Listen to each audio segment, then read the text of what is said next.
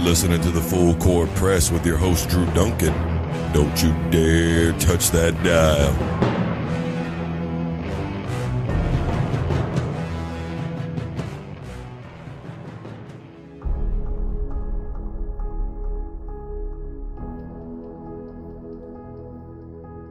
In a world dominated by social media, where combat sports has completely shifted from being a respected, wonderful form of physical entertainment, it is now all about that big money fight. Because we know what you're going to do. You're going to watch Conor-McGregor fight Floyd Mayweather in the most epic, no, immaculate, no, there's no word to describe this event. So, for all you out there who have a big choice to make coming up soon, either pay your cell phone bill or watch this sham of a fight, McGregor versus Mayweather 2 in the octagon.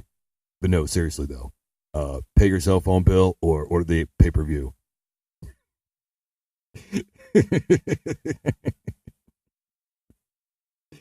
Oh, man. You gotta love it. You got to absolutely love it. McGregor Mayweather 2 coming soon to a pay-per-view near you.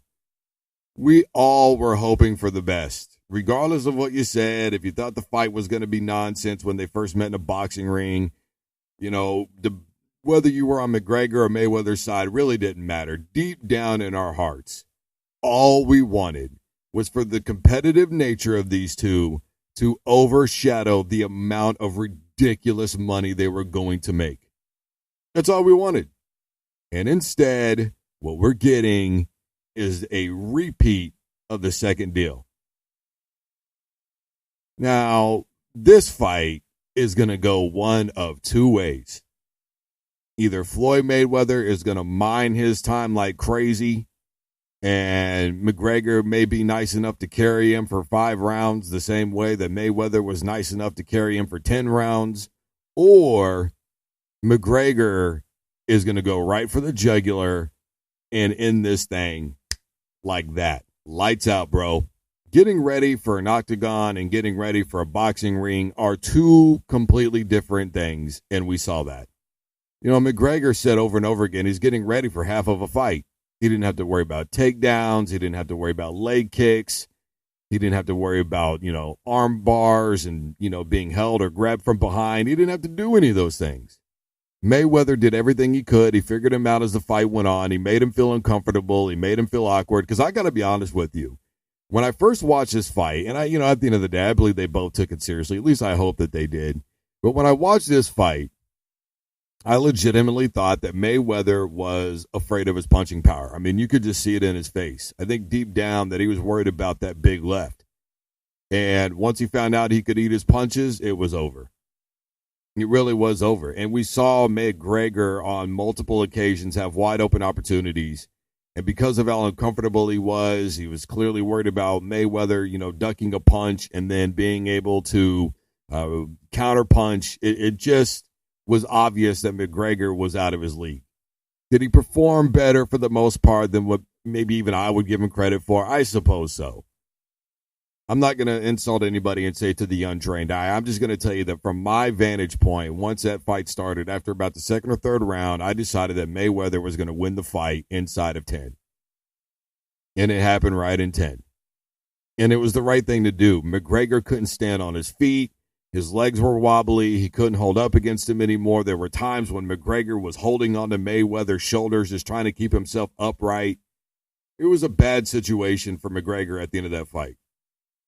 And you heard McGregor tell him that when he took advantage of him earlier, he's a very composed man. Well, you're not 50-0 because you're uncomposed. You don't move up in weight classes because you don't know how to assess a fight during a fight.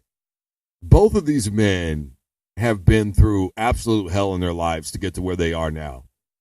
And I respect both of them for their journeys. I really do. Mayweather was taking buses and walking in the snow and doing whatever he had to do in order to get to a gym. Conor McGregor was living in a a box with his wife.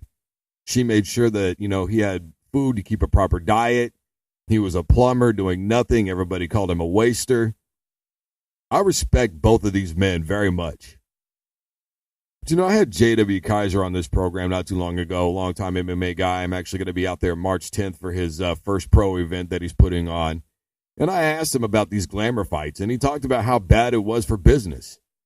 Look, man, you've got Tony Ferguson waiting in the wings to try and unify the belt against Conor-McGregor, and it looks like, number one, McGregor's already said he doesn't want to come back till September, and Dana White said, well, if that happens, then you're going to get stripped, which would mean he would be stripped of his second title. But do you really think that Dana White is thinking about McGregor defending his belt, or do you think that Dana White is thinking about McGregor and Mayweather and how much money that's going to bring?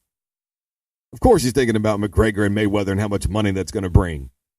If there was anything else on your mind, I don't know if you've been watching, but this is obviously the direction that Dana White wants to go. Try to figure out a way to make that quick buck and continue to bring different pay-per-view money to my UFC. How can I bring in and continue to, exploit essentially my biggest star? Who McGregor, part of it, doesn't want to be exploited, and he knows what he is at this point, and he knows he's a big money fight, and he wants, I think it was 40%, the last I read, stake in the UFC company. McGregor doesn't want to be taken advantage of. He knows the direction that this is heading, and he's trying. This is a war of fisticuffs right now. But I think the problem with the UFC right now is definitive champions. I was talking about it earlier. At the end of this week, only one team is going to be the Super Bowl champion. When the World Series is over, there's only going to be one champion. And that's all there is to it. You see, in pro sports, there should only be one champion. And in the UFC, you've got so many interim titles out there. And with McGregor not wanting to unify this belt and only create one champion, it's causing problems for the UFC. And I think that Dana White and McGregor and everybody involved should be thinking long-term as opposed to short-term. And I just don't see that happening right now. Because let's say that McGregor gets stripped of his belt, but he has this big money fight with Mayweather. Then what? Well, Dana White said that McGregor would get first crack when he comes back. And there were other guys that were waiting in the wings trying to vie for an opportunity to be the number one contender, and they're going to continue to get slighted? All because everybody's just going to be put on hold for Conor McGregor? At some point, you have to give back to the business. And part of giving back to the business is doing things that are right by the fans that have followed you since your inception. And giving back to the fans sometimes means sacrificing so that way you can do what's right for the company and for the business. And right now, the business of MMA, in terms of the UFC, I don't want to say is faltering, but I really honestly feel like Bellator is the premier MMA racket. They're putting on better shows. They're putting on complete shows. They're not doing as many prelims. The UFC is just so overly complicated to keep up with in terms of all the fighters, who the champions really are, that it's really making it difficult for the casual fan to keep in track. The most casual football fan can keep track of what's going on. You can talk to somebody around week 12 in the NFL and say, what do you think the weakest conference is right now in all the NFL? And they probably would have been able to spew off, well, I've read a couple things or seen some headlines, and probably the AFC West doesn't look very good right now. And they would have been right. A struggling Denver team, an Oakland team that fell by the wayside. The Kansas City Chiefs started off great and fell back. The Chargers kind of surged late a little bit, but weren't able to complete what they had started when they tried to make a comeback during the season. If you would have said, who do you think is going to be, in the Super Bowl this year? The most casual fan probably would have said, well, probably the Patriots again. I just feel like we need some resolution from the UFC, and we need some ultimate control, and we need some people to step up and do what is right for the business. Does anybody really think that this big money fight with Mayweather and McGregor is really right for the business? There's already a lot of people out there that feel like they're being scammed, bamboozled, hoodwinked, whatever you want to call it. And you don't like insulting their intelligence. And the one thing you don't want to do is insult the intelligence of fans because they will turn on you. Look what happened to Ronda Rousey. A lot of people felt insulted. They were casual MMA fans. They tuned in to watch her. They bought pay-per-views, and she lost her last 2 fights. They feel insulted because of what they got out of it. What they got out of it was Ronda Rousey catching a vicious beatdown from Holly Holm. And what I still believe, but not to most people, is a questionable stoppage against Amanda Nunes. Now, I know there's a lot of hardcore MMA fans that are going to be out there going, well, dude, they should be paying more attention and know what they're looking at. How many people are fans of the NFL that watch every week and then they watch a Super Bowl? But then how many people are not really fans of the NFL and don't really have a team and just kind of like, if it's on and I'm bored, I'll watch it, but still watch the Super Bowl? And it's okay to be that. It's all right to be a casual fan. Nobody wants to have their intelligence insulted. And you insult the intelligence of the viewer when you do these kinds of things. It's the same thing in any sport. Dude, don't mess with my intelligence. I don't like it. Stop trying to play me, bro. Just shoot me straight, right? That's what I said the XFL needs to do. That's the thing. If I was Vince McMahon, I would shoot it straight. This is our product. This is what we're going to be. This is what everybody should expect. Don't go with the insinuating. Don't go with the hype thing, because the best of that little tour that we got was what happened in Toronto. That was seriously entertaining. After that, it was grotesque and it was redundant and it was not even really out of control. It was just kind of like winging it. It didn't have anything to offer after that, and they weren't going to be able to duplicate it. Should have stopped after that, but I understand that they had a schedule to make and they wanted to promote it worldwide, which was smart, and I get it. But unfortunately, not only did they live up to their own tour after what happened in Toronto, but they didn't live up to anything in terms of what the fight was for the most part. There were some entertaining aspects of this original fight between Mayweather and McGregor, but unfortunately, when it was all said and done, it was a sham. You want to create big money fights? I'll tell you how you do that. You put Tony Ferguson and Conor-McGregor in the octagon together, and you let Ferguson show the world what he's got in the tank, and you go from there. Am I looking forward to Ferguson Khabib? Sure I am. I think it'll be great.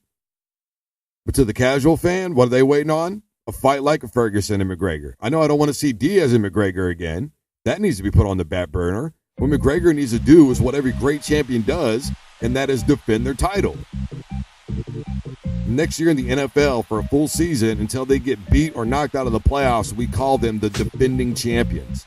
In college football, until they get beat or get knocked out of the playoff scenario, we call them the defending champions. In baseball, in any sport, who's the defending champion right now? Because they're the defending interim champion, and it's not the same title. It's got to be changed. Will I watch it? Yeah, but I have to. That's my job. But should the casual fan watch this and want to watch this? Think about that. This is the Full Court Press. Facebook, Twitter, and Instagram is all at Drew Duncan 83. Don't forget, you can tell Alexa to play the Full Court Press by Drew Duncan on Spreaker Radio. We'll be back right after this. Don't you dare touch that dial.